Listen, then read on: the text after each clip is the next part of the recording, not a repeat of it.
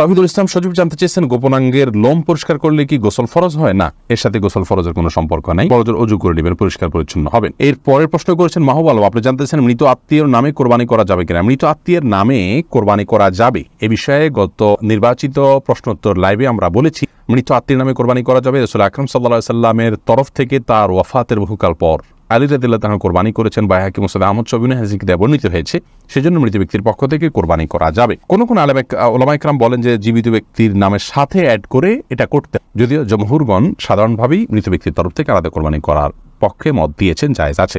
সোনিয়া আক্তার দোলন, আপনি জানতে চেয়েছেন পরিবারের ছেলে মেয়ে ভাই বোন ও স্বামী স্ত্রী মিলে এক নামে কোরবানি দিলে তা হবে কি না। বোন সোনিয়া, পুরো পরিবারের তরফ থেকে একটা কোরবানি দিলে যথেষ্ট হবে, এই মর্মে বহু হাদিস পাওয়া যায়। নবী আলাইহিস সালাম সেই সমস্ত হাদিসগুলোকে সামনে রেখে সৌদি আরবের উলামায়ে কেরাম বলেন যে গোটা পরিবারের যিনি মূল কর্তা থাকবেন, যার অধীনে যারা থাকবেন একান্নভুক্ত, তার ভরণ পোষণ দিয়ে চলবেন, তাদের সবাই তরফ থেকে তিনি কোরবানি দিলে যথেষ্ট হয়ে যাবে। কারণ বহু হাদিসে নবী সাল্লাল্লাহু আলাইহি ওয়াসাল্লাম বলেছেন যে আলা কুল্লি আইলাতিন উযহাইয়াতুন, অথবা এই জাতীয় ভাষ্য, যার অর্থ হলো যে প্রতিটি পরিবারের উপরে একটি করে কোরবানি আবশ্যক হয়। যদিও ইমাম আজম ইমাম আবু হানিফা রাহিমাহুল্লাহ সহ অন্যান্য ইমামদের মত হলো এক্ষেত্রে যে না, প্রত্যেক সামর্থ্যবান ব্যক্তি তার তরফ থেকে কোরবানি দিতে হবে, যার কাছে যাকাত দেয়ার মতো সম্পদ আছে তার তরফ থেকে কোরবানি তিনি দিবেন। অতএব পরিবারে একাধিক সদস্য যদি এ ধরনের অ্যাবিলিটি রাখেন, তাহলে একাধিক সদস্যকেই কোরবানি দিতে হবে।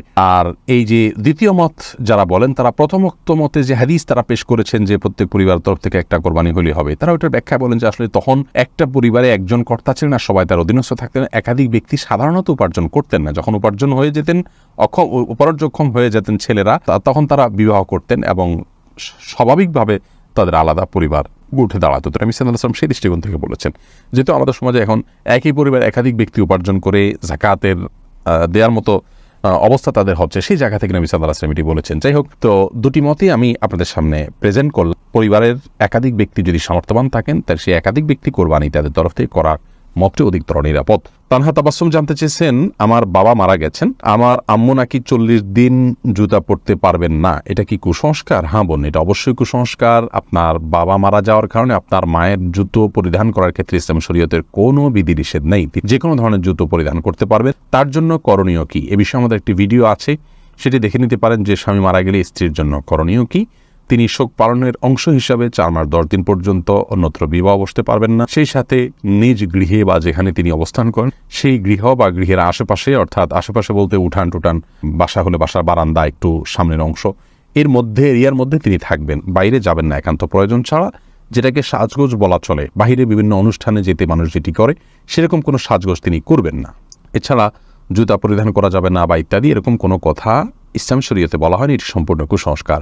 মিজানুর রহমান শামীম, আপনি জানতে চেয়েছেন কোরবানির সামর্থ্য থাকা সত্ত্বেও কেউ কোরবানি না দিলে গুনাহগার হবেন কিনা। উত্তর হলো, কোরবানির সামর্থ্য না থাকা সত্ত্বেও যদি কোরবানি না দেন, তাহলে তিনি গুনাহগার হবেন। ইমাম আবু হানিফা রাহিমাহুল্লাহ তাঁর মত অনুযায়ী যেটিকে ফলো করেন আমাদের দেশের বেশিরভাগ উলামায়ে কেরাম। আর আরাবিয়ান স্কলারদের মধ্য থেকে সৌদি আরবের উলামায়ে কেরাম বিশেষত, তাদের এক্ষেত্রে দৃষ্টিভঙ্গি ভিন্ন রকম। তারা মনে করেন কোরবানি এটি একটি সুন্নাহ আমল, যার কারণে কোরবানি যদি কেউ সামর্থ্য থাকার পরও না করেন, তাহলে তিনি সুন্নাহ তরক করলেন, একটি সুন্নাতে মুআক্কাদা বা গুরুত্বপূর্ণ একটি সুন্নাহ তরক করলেন, সন্দেহাতীতভাবে তিনি ক্ষতিগ্রস্ত হলেন, কিন্তু তিনি বড় ধরনের কোনো গুনাহগার হলেন না। যেমনটি আমাদের উলামায়ে কেরাম মনে করেন ওয়াজিব তরক করার গুনাহগার হবেন সামর্থ্যবান ব্যক্তি কোরবানি না দিলে। আমাদের উলামায়ে কেরামের দলিলটি অত্যন্ত সমৃদ্ধ। এক্ষেত্রে নবী সাল্লাল্লাহু আলাইহি ওয়াসাল্লাম বলেছেন যে ব্যক্তি কোরবানি করার সামর্থ্য রাখে অথচ কোরবানি করলো না, সে যেন আমাদের ঈদগাহে না আসে। এবং এই মর্মে কাছাকাছি ধরনের ভাষ্য অনেকগুলো হাদিসে আসছে, যেই ভাষ্য থেকে বোঝা যায় যে নবী সাল্লাল্লাহু আলাইহি ওয়াসাল্লাম সামর্থ্যবানদেরকে কোরবানি করতে